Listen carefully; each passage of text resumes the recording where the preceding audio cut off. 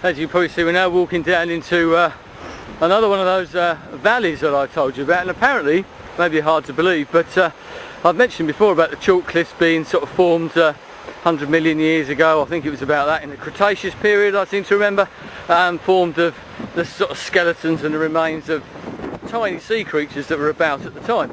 And of course the sea level has dropped since then. We've had the ice ages which made the sea levels rise. They've now dropped, obviously they're now rising again. But these valleys here, and if I sort of pan around a bit, you might be able to see, I don't know if you can make out the way that sort of the contours go there. These were little river valleys of sort of streams and that came down, hence the sort of shape of them, and I suppose that's exactly how the Seven Sisters were formed. The valleys, we had a uniform sort of length of chalk cliff here. The streams and the rivers came along and sort of gouged bits out, as they do, and this is what we're left with. Now that the sea levels have dropped, we're left with the Seven Sisters as they are. So sort of one thanks again to Mother Nature, I suppose. I don't know if you can hear that other noise behind me now. If you can hear it. That's actually some sort of falcon that's now dive bombing me. I'm not doing very well here. First it's seagulls, and now it's some sort of falcon that's taken a dislike to me, and it's just sort of just warning me off. It must have a nest around here as well, or it must be a very good feeding ground, I should think. You do get quite a lot of bird life along here, apart from the gulls, the crows. I've just seen a sort of it's a wheatear, I think it is, if anyone who knows what that is. This is some sort of falcon. I don't know if it's a peregrine falcon. I've seen those around here before, and sparrowhawks and things like that, apart from all the gulls. So I think I'm going to get up over the top of the next hill, which I think is the last one, because one of the things that you do notice about doing this is you lose count of how many of the hills you've climbed, and as I said, you've got the big dips. If I sort of come around, you might be able to see the way that it's how steep it is in places, if I can sort of get some sort of idea of how steep it is. You forget where you are, and it does become a bit tiring, as you can imagine. I've got to walk all the way back yet, but it's good fun anyway. But you do forget how many, and you suddenly come over the next brow thinking it's the last one, and there's another big hill, and the biggest one, as I said, Haven Brow, is shortly to come. I think I better go. He's getting a bit annoyed, that bird. I don't know if you can hear him. Yeah, he sounds a bit angry to me. I better be off. Right, well, here I am right at the top of Haven Brow. As I said, this is about 200 or so metres. I think it's 253 feet above sea level, so that's only sort of 100 or so metres, but it's the biggest of the Seven Sisters. What I'll do is I'll actually pan round. If I sort of go around this way, hopefully you can see where I've come from. Right in the distance there is one of the great views of the Seven Sisters. I'll give you a better view without me in the way a bit later on. And if I come round, you come out to sea, obviously, and come round, and behind me is an area which I have shown you before in photographs, there's nothing else, is Cuckmere Haven. Haven Brow, Cuckmere Haven, the river. Cuckmere, if I come back in a little bit more, around this way, is, and you come round into the South Downs, but behind me, hopefully around about there, you might be able to see the River Cuckmere. I'll give you a better view once again in a minute. Extends right inland, and then we're back to where we were. One of those sort of very, very nice spots.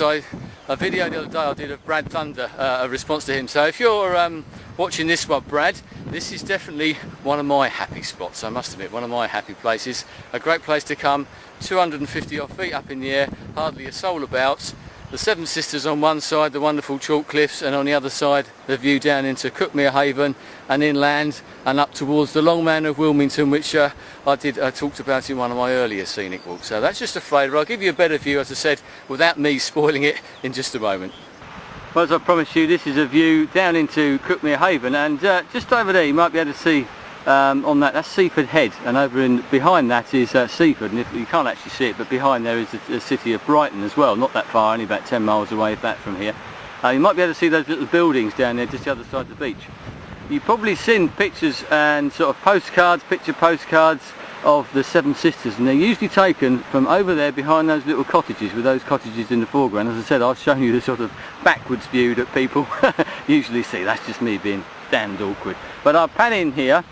As I said, this is the Cuckmere Valley, Cuckmere Haven. As you can see, it's a lovely area for sort of wildlife. I've talked about the birds and all that we see, but this is it's a protected area right the way up here into Cuckmere, and as you can see right in the distance you've got the South Downs that continue right away more or less as far as the eye can see.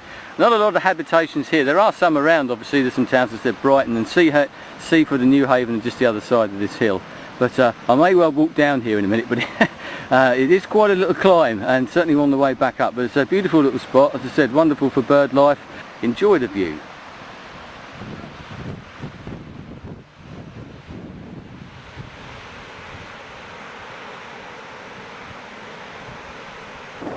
Well, I knew I wouldn't be able to resist it. Here I am at the bottom of Haven Brow. That's Haven Brow there, right in the foreground. And that's the hill that I can get up. And right across there is the Seven Sisters along, and you might just be able to see the Bell-Stoop Lighthouse in the distance. I was mentioning about the Second World War earlier on, and how this was sort of a strategic point along here. If I sort of pan around, you can see a bit more of the sort of valley itself. And what you've just seen is one of the pillboxes. These were built for the Second World War for invading forces. As I said, this was a very strategic area, being a river valley, a great place that people could actually land troops or whatever, boats, the whole lot. And there's sort of several. There's another one just here, a bit more of a brick built one. But you can see what they would have had in that was sort of gun emplacements or something. And you can see, as I said, they're dotted right the way along the south coast. I saw one on a walk I did, well, I believe I used photographs once again, out at Icklesham and Winchelsea. There's one up there in the hill overlooking the sea.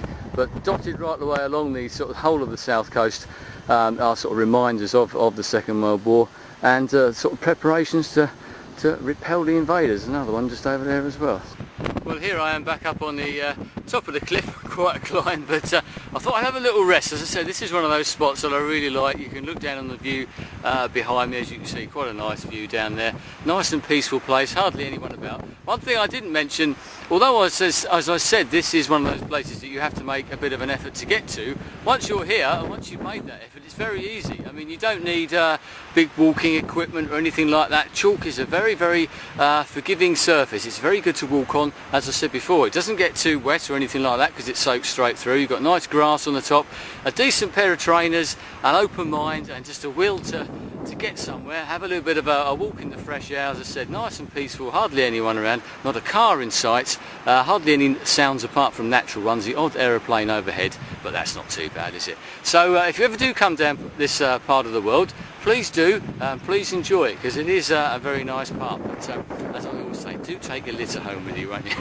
Anyway, that's pretty much it for me. As I said, I'm pretty much at the end of one end. What I shall do is I shall make my way back and maybe give you a few shots on the way back home again, and showing you, hopefully without the sun in my face.